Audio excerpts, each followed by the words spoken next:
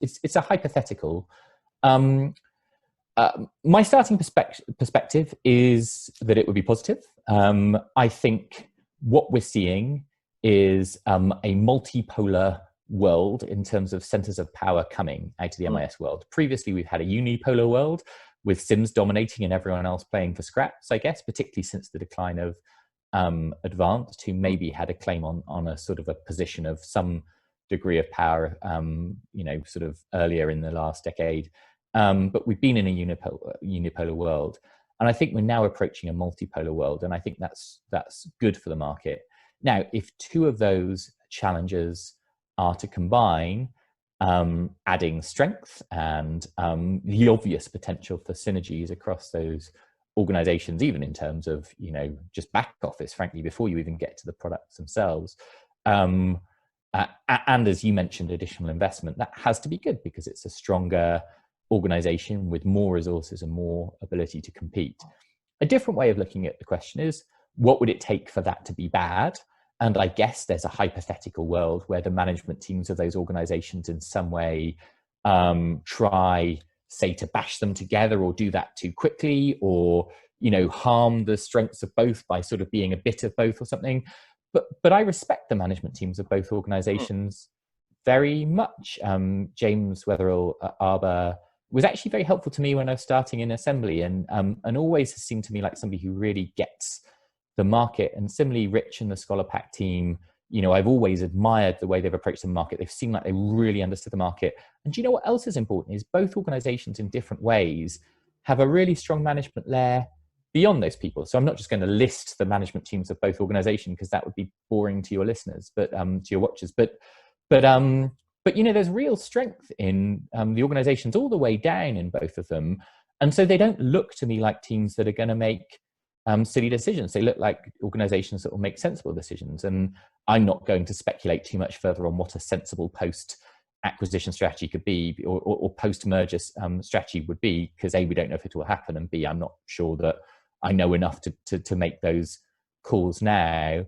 But what you need to believe is that you've got the right management to make sensible choices. I think both are strong and growing products. So I have to assume there'll be some element of respecting that in any deal, but using the combined might of a larger organization to invest sensibly. And maybe there are routes to combine things across the products. Maybe analytics is a great world for combining across the products and getting closer to that, multi-phase strategy for Matt that I was talking about before. But on the assumption that they have good management teams, and I think they do, and on the assumption that a larger organization is more able to compete more effectively with a closer size and scale to Sims, then I think it could be a positive thing. That's interesting. Yeah, I think, do you know, I think I'll probably look at it in multiple different ways, depending on what, obviously you don't know, so it's all speculation. But, you sort of think if they both came together, what would be the positive, what would be the negative?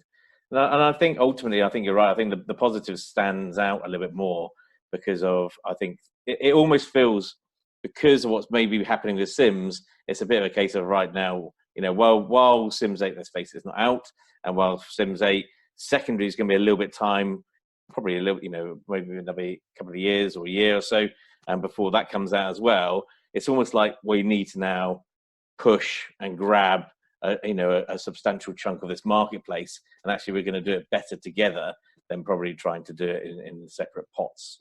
I think that's right. And again, I'm sort of at risk of going too far down the speculation route, but my view at the moment is, if you gave me a primary head or a Matt CEO, I reckon I could work out within 5 or 10 minutes of friendly chat with them if they're more likely to be a Scholarpack or an Arbor customer.